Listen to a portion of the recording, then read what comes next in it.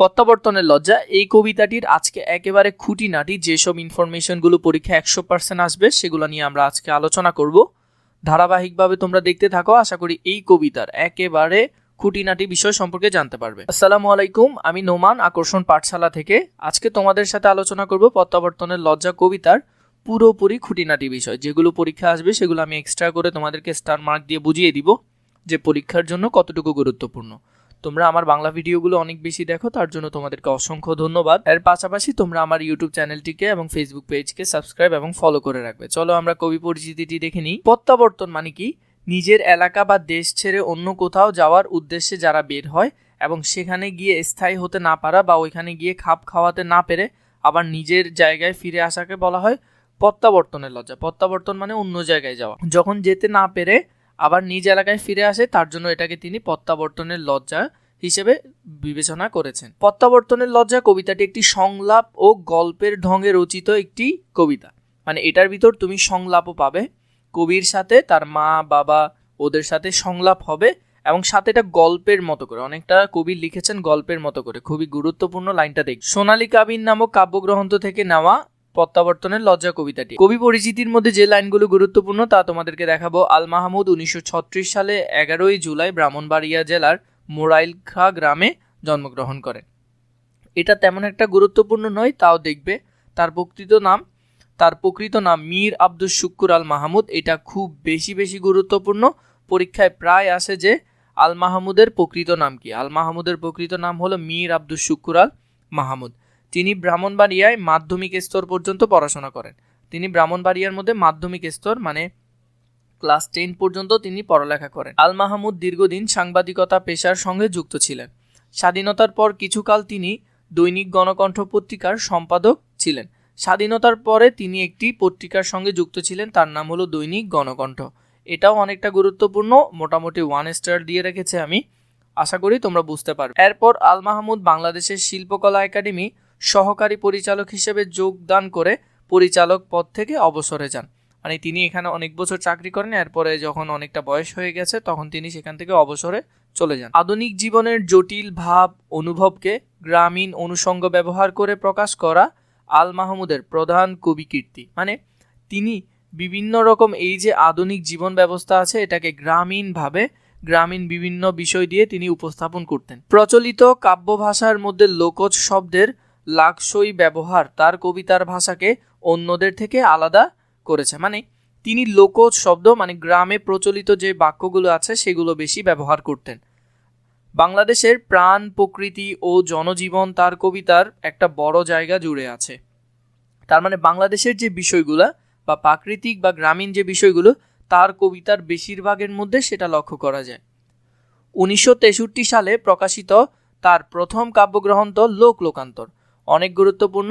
তাহলে লোকান্তর হলো 1963 সালে আল মাহমুদের প্রকাশিত একটি কাব্যগ্রন্থ। তার প্রথম কাব্যগ্রন্থ হলো লোকান্তর। দ্বিতীয় কাব্যগ্রন্থ ছিল কালের কলস।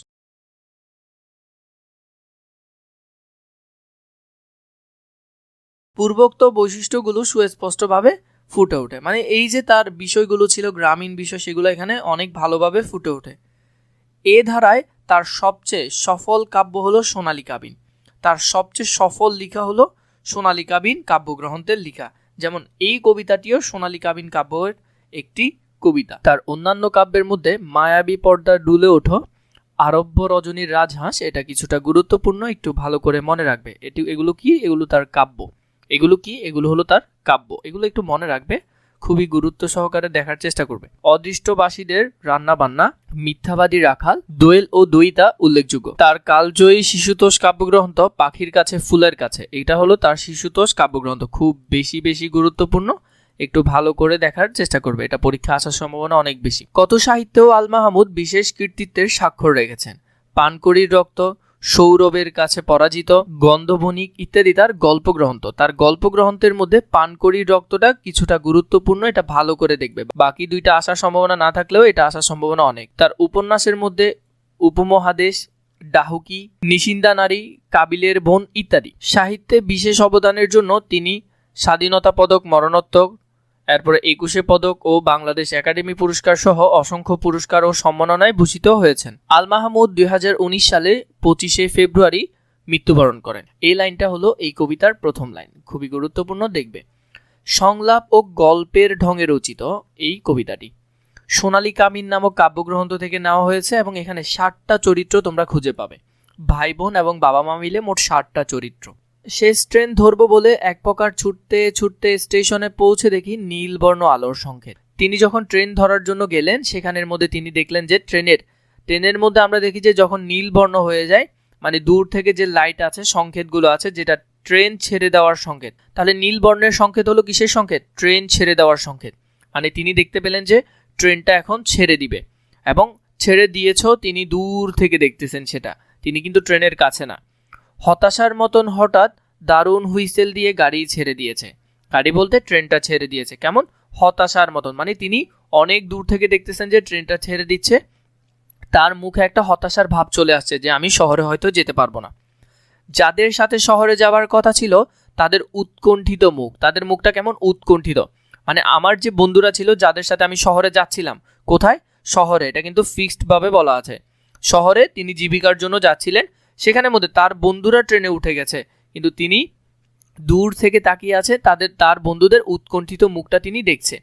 জানালায় উবুর হয়ে আমাকে দেখছে, মানে তারা জানালা থেকে মুখ বের করে তাকে দেখছেন। হাত নেড়ে সান্ত্বনা দিচ্ছে।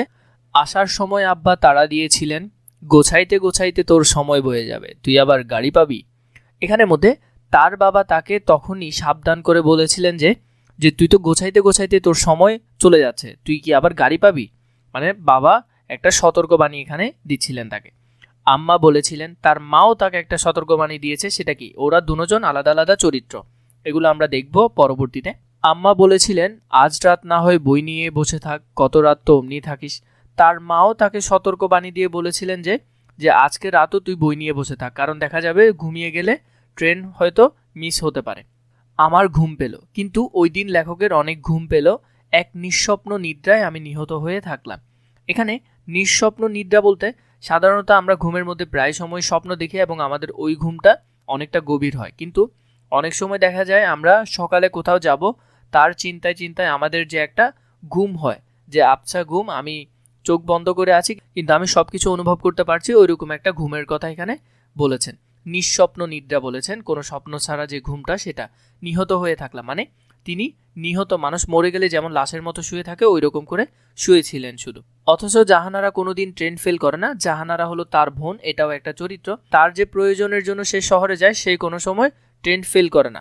ফরাদ আধ ঘন্টা আগে, তার ভাই ফরাদ আধ ঘন্টা আগে মানে আধা ঘন্টা আগে স্টেশনে পৌঁছে যায়। কেন? কারণ তাড়াতাড়ি না গেলে হয়তো ট্রেন ছুটে যেতে পারে। লাইলি তার আরেকটা বোনের কথা বলছে এবং এটাও একটা চরিত্র। লাইলি মালপত্র তুলে দিয়ে আগেই চাকরকে টিকিট কিনতে পাঠায়, মানে সে আগে ট্রেনে উঠে যায় এবং তার মালপত্র নিয়ে উঠে যায় এবং এরপরে তার চাকরকে টিকিট কিনতে পাঠায়। কেন আগে আগে পাঠায় না? কারণ আগে পাঠালে হয়তো সে ট্রেন ছেড়ে দিবে, ট্রেনে উঠতে পারবে না, তাই আগে ট্রেনে উঠে যায়, পরে চাকরকে টিকিট কিনতে পাঠায়।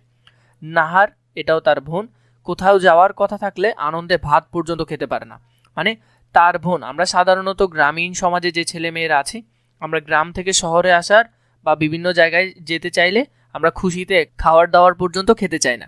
এখানে তার বোনের অবস্থাও সেম, কিন্তু তার বেলায় এটা হয় নাই। কেন সেটা আমরা একটু বিস্তারিত দেখব। নাহার কোথাও যাওয়ার কথা থাকলে আনন্দে ভাত পর্যন্ত খেতে পারে না। লাইনগুলো খুবই গুরুত্বপূর্ণ, ভালো করে দেখবে। আর আমি এদের ভাই। তো লেখক বলছে কোনো জায়গায় যাওয়ার কথা থাকলে অথবা শহরে কোনো কিছু করার জন্য যেতে চাইলে তাদের কোনো সময় কোনো কিছু মিস হয় না, কিন্তু আমি এদের ভাই। 7 মাইল হেঁটে শেষ রাতে গাড়ি হারিয়ে এক অখ্যাত স্টেশনে কুয়াশায় কাঁপছি। তার মানে কুয়াশা থেকে আমরা বুঝতে পারছি যে শীতের ঋতু ছিল। এগুলো কিন্তু ইনডিরেক্টলি তোমাকে ভালো করে পড়ে রাখতে হবে। ওইরকম একটা স্টেশনে তিনি কুয়াশায় কাঁপছিলেন। কত মাইল হেঁটে? 7 মাইল হেঁটে। খুব বেশি বেশি গুরুত্বপূর্ণ। কুয়াশার সাদা পর্দা দোলাতে দোলাতে, এখানে যে সাদা বানানটা আছে এটা তোমাদের জন্য খুবই গুরুত্বপূর্ণ, বানানটা তুমি ভালো করে দেখবে। কুয়াশার সাদা পর্দা দোলাতে দোলাতে আবার আমি ঘরে ফিরবো, মানে তিনি তো ট্রেন ধরতে পারেন নাই, তো প্রত্যাবর্তনের লজ্জায় তিনি আবার ঘরে ফিরবেন। শিশিরে আমার পাজামা ভিজে যাবে। কি ভিজে যাওয়ার কথা বলেছে? পাজামা। চোখের পাতায় শীতের বিন্দু, তাহলে ঋতু হলো কি? ঋতু হলো শীত। চোখের পাতায় শীতের বিন্দু জমতে জমতে নীললজ্জের মতো হঠাৎ লাল সূর্য উঠে আসবে। কেমন সূর্য? লাল সূর্য। এবং সূর্যকে তিনি কি বলেছেন? নির্লজ্জ বলেছেন, কারণ তার প্রত্যাবর্তনের কারণে তিনি এটাকে, তার যে বিষয়টা সেটা লজ্জা হিসেবে দেখছেন। পরাজিতের মতো আমার মুখের উপর রোদ নামলে সামনে দেখব পরিচিত নদী। মানে এই যে সূর্যের আলো যখন তার মুখে পড়বে, কারণ তিনি কিন্তু শেষ রাতে গিয়েছিলেন ট্রেন ধরতে, এটা খুবই গুরুত্বপূর্ণ, মনে রাখবে এটা। এবং যখন আস্তে আস্তে সূর্য উঠবে, তিনি হেঁটে হেঁটে যখন বাড়ির দিকে আসবেন, তখন দেখবেন যে সূর্য ওঠার সময় তার পরিচিত সেই নদীটা, তার গ্রামের যে নদী সেটা, ছড়ানো ছেটানো ঘরবাড়ি গ্রাম, মানে বিভিন্ন দিকে গ্রামের মধ্যে যে আমরা ছড়ানো ছেটানো ঘরবাড়ি দেখি সেটার কথা বলছে। জলের দিকে বকের জাক উড়ে যাচ্ছে, মানে আমরা যে জমিগুলো দেখি, কারণ গ্রামীণ পরিবেশের মধ্যে একটা মেঠো পথ দিয়ে এর পাশেই ধানের জমি থাকে অ্যাভেলেবেল, এবং এর পাশে হয়তো একটা ছোট নদী থাকে, এরকম একটা পরিবেশের মধ্যে বকের ঝাঁকগুলো উড়ে সেই জমিতে গিয়ে বসবে, সেটা বলছে। তারপর দারুণ ভয়ের মতো ভেসে উঠবে আমাদের আটচালা। ভয়ের মতো কেন বলেছে? তার বাবা যে তাকে বকা দিবে সেই জন্য ভয়ের বিষয়টা এখানে ফুটে উঠছে। তাদের ঘর কত চালা ছিল? 8 চালা বিশিষ্ট ছিল, খুবই বেশি গুরুত্বপূর্ণ। তাদের ঘর কত চালা বিশিষ্ট ছিল? 8 চালা বিশিষ্ট ছিল। কলার ছোট বাগান, তাদের বাড়ির পাশে যে কলার বাগান আছে, ছোট বাগানের কথা বলছে। দীর্ঘ পাতাগুলো না না করে কাঁপছে, কলা গাছের পাতাগুলো যে নড়ছে সেটাকে এখানে বোঝাচ্ছে। বৈঠকখানা থেকে আব্বা একবার আমাকে দেখে নিয়ে মুখ নিচু করে পড়তে থাকবেন, ফাবি আইয়ি আলাই রাব্বিকুমা তুকাজ্জিবান। এই যে আরবি লাইনটা আছে, এটা একটু মনে রাখবে। এটা কে পড়েছিলেন? তার বাবা। কেন পড়েছিলেন? সে যে চলে এসেছে সেই হিসেবে তিনি তার মুখটা নিচু করে এই লাইনটা পড়তে থাকবে। বাসি বাসন হাতে আম্মা আমাকে দেখে হেসে ফেলবেন। সকালবেলা যখন তার মা বাসি বাসনগুলো ধুতে যাবে, তখন তাকে দেখবে, লেখককে দেখবে এবং দেখে হাসতে থাকবে, কারণ আমরা জানি মারা ছেলেদেরকে অনেক বেশি ভালোবাসে।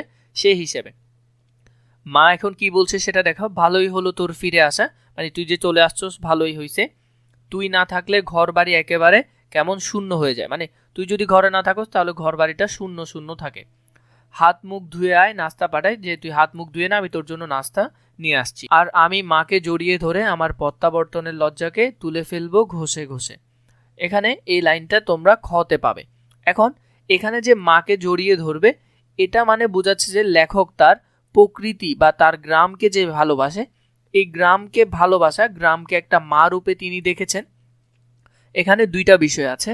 একটা হলো গ্রামীণ প্রকৃতি, যেমন আমরা আমাদের গ্রামীণ বা মাতৃভূমিকে আমরা মায়ের মতো দেখি, এবং সাথে নিজের মা, দুটোটার কথাই ইনি পাশাপাশি বলেছেন।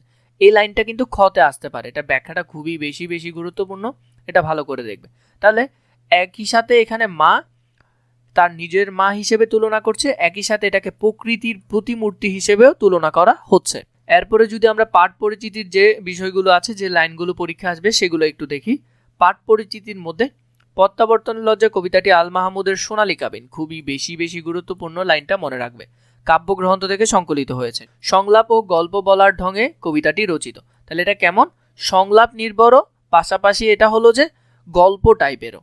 এবং সংলাপ নির্ভর আমরা আরও কিছু কবিতা দেখেছি তোমাদের বইয়ে, যেমন তাহারাই পরে মনে, সেটাও সংলাপ নির্ভর ছিল। সোনার তরী, সেটাও সংলাপ নির্ভর।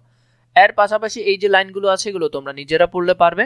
যেগুলো পরীক্ষায় আসে আমি সেগুলো দেখিয়ে দিচ্ছি। রাতের অন্ধকার সরিয়ে সূর্যের আলো চোখে পড়তেই তিনি দেখতে পেলেন পরিচিত নদী, গ্রাম, নিজেদের সে 8 চালা ঘর। এরপরে এর পাশাপাশি তোমাদেরকে বলে রাখছি, তোমাদের যদি বাংলা বই এবং আইসিটি বই, অন্যান্য বই দাগানো আকারে প্রয়োজন হয়, এই নাম্বারে অথবা নিচে থাকা ডিসক্রিপশন বক্সে ফেসবুক পেজে মেসেজ দিবে, অথবা তোমরা যদি বাংলা কোর্স করতে চাও তাহলে আমাকে কমেন্ট করে জানাবে, অথবা এই নাম্বারে মেসেজ করলে হবে। তিনি শহরমুখী জীবনযাত্রায় খাপ খাওয়াতে না পারার ব্যর্থতাকে মুছে ফেলেছেন মায়ের আশ্রয়। এই মা একই সঙ্গে প্রকৃতির প্রতিমূর্তি। এই লাইনটা খুব বেশি বেশি গুরুত্বপূর্ণ, তোমরা বইয়ের শেষের অংশগুলো ভালো করে খেয়াল করবে এবং ধারাবাহিকভাবে অন্যান্য কবিতার ভিডিও পেতে আমাদের চ্যানেলটিকে সাবস্ক্রাইব করে রাখবে।